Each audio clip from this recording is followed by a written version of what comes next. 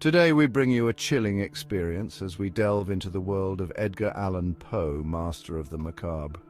Poe's works have captivated readers for generations, drawing them into a realm where the line between reality and the supernatural blurs. Poe explores themes of death, despair, and forces beyond our control. His stories and poems often delve into the human psyche, revealing the fears and anxieties that lurk within us all. The Raven, first published in 1845, quickly became one of his most famous poems, captivating audiences with its melancholic beauty, the very same poem we are reading this evening. As you settle in for this reading, envision a dark, stormy night, the atmosphere thick with uncertainty and a hint of danger. The sound of thunder echoes in the distance, and flickering candlelight casts eerie shadows on the walls. Listen closely. Poe chooses each word ever so carefully. With rhythm and verse, he evokes a sense of dread and melancholy, pulling you deeper into his dark world where the supernatural becomes all too real. Now, brace yourself as we present The Raven. Once upon a midnight dreary.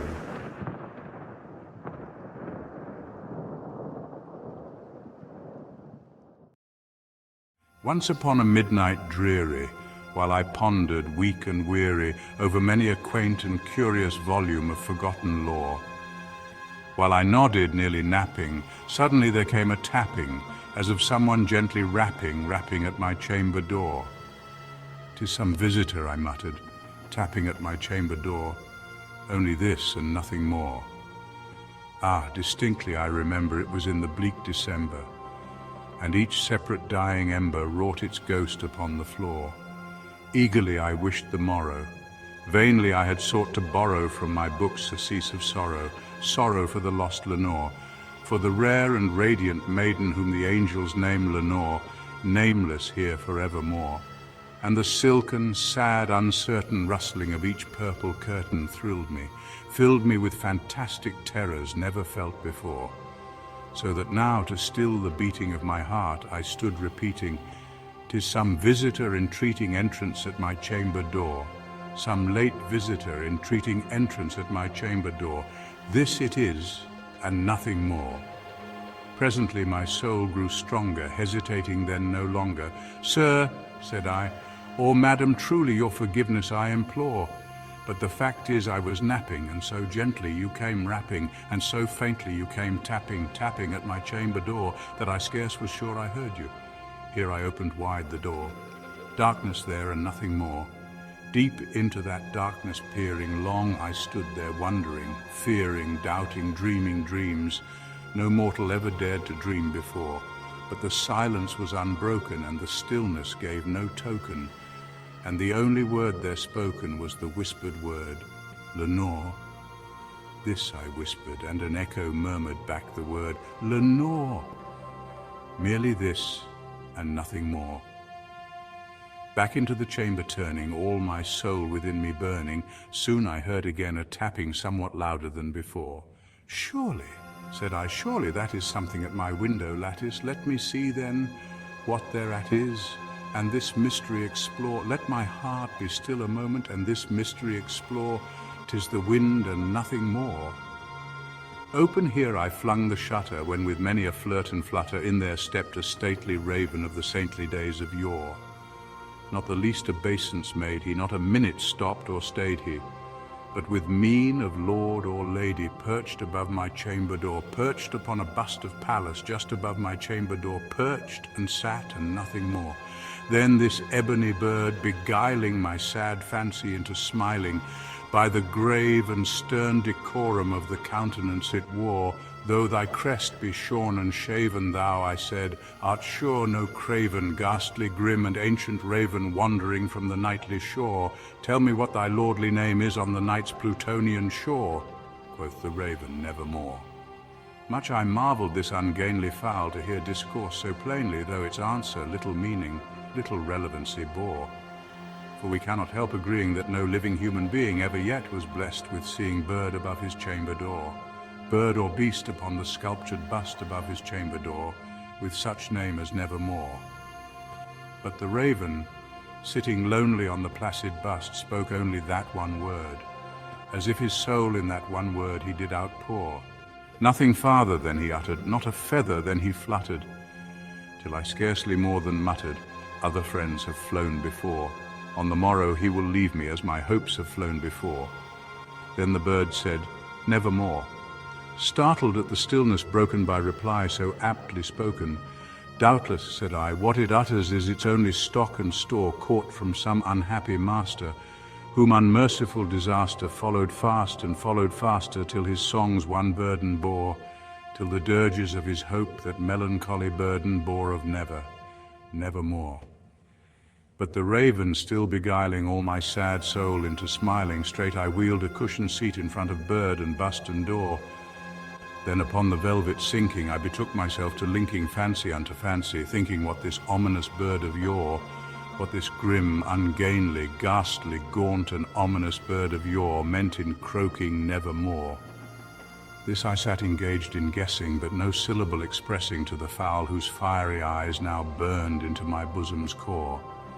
This and more I sat divining, with my head at ease reclining on the cushion's velvet lining that the lamplight gloated o'er, but whose velvet violet lining with the lamplight gloating o'er, she shall press our nevermore.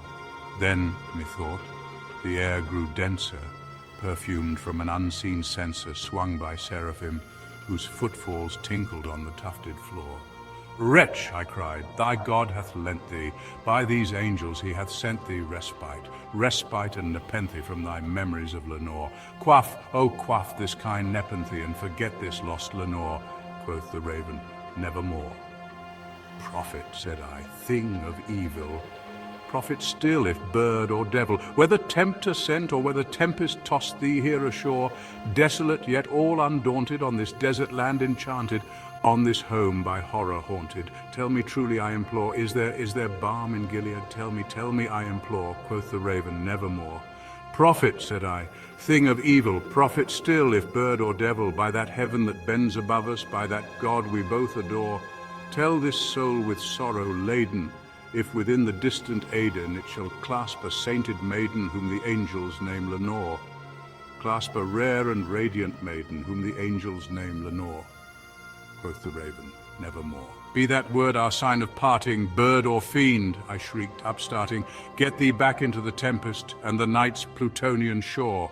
Leave no black plume as a token of that lie thy soul hath spoken. Leave my loneliness unbroken. Quit the bust above my door. Take thy beak from out my heart, and take thy form from off my door. Quoth the raven, nevermore. And the raven, never flitting, still is sitting on the pallid bust of Pallas just above my chamber door.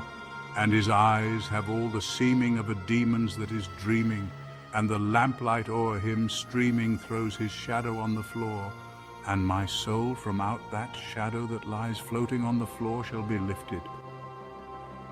Nevermore.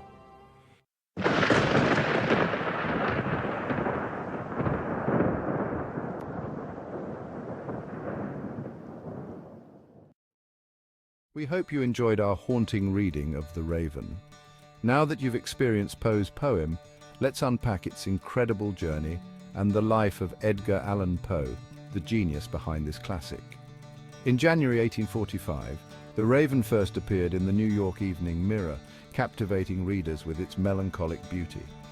Its publication marked a turning point in Poe's literary career, catapulting him to a level of fame he had never before experienced, bringing him both critical acclaim and much-needed financial relief.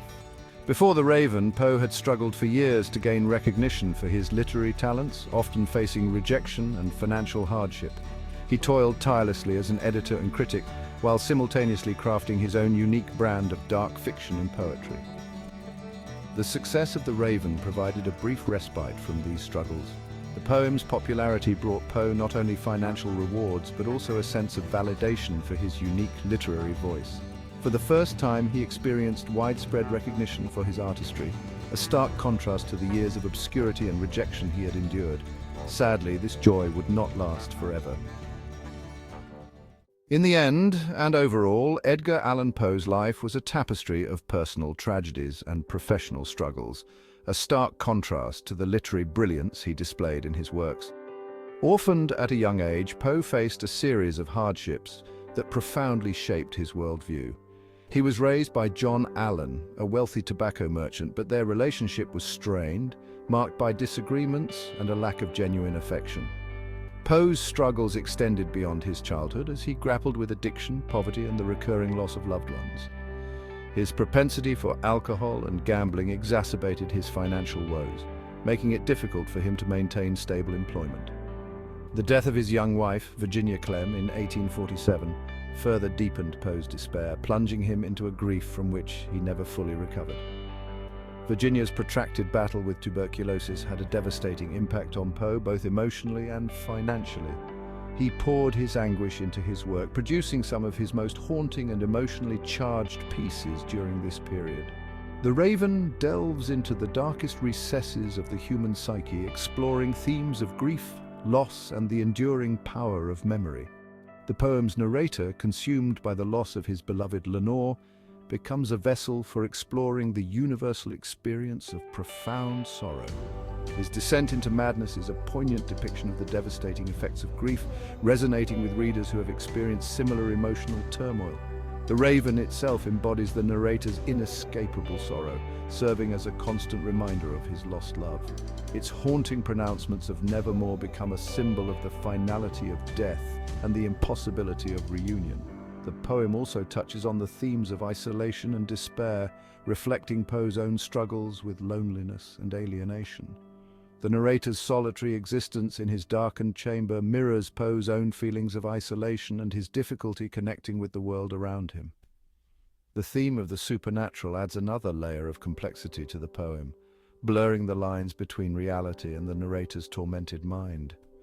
Thank you for joining us on this journey through Edgar Allan Poe's haunting masterpiece. If you enjoyed this exploration of the Raven, please let us know in the comments and subscribe if you haven't yet already. Until next time, may your readings be enlightening evermore.